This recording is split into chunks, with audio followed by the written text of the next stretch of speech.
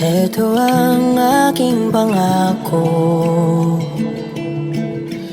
pag-ibig na di maglalaho.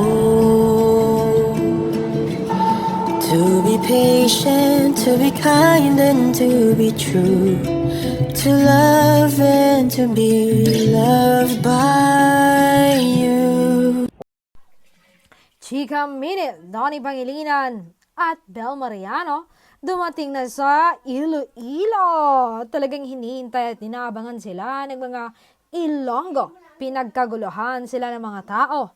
Isang patunay na marami ring dumbbell fans doon na nagmamahal sa kanila. Kahit ang init-init talagang hinihintay nila ang pagdating ng dalawa. Yung mga iba may naghintay sa kalsada upang masilayan nga ang showbiz couple. At iba talagang dumbbell fans may parigalong flowers and gifts sa dumbbell na galing sa mga tita sa Iloilo. At may pa-lead liters din sila. Grabe ang effort. Iba, yayamanin ang mga bubbles.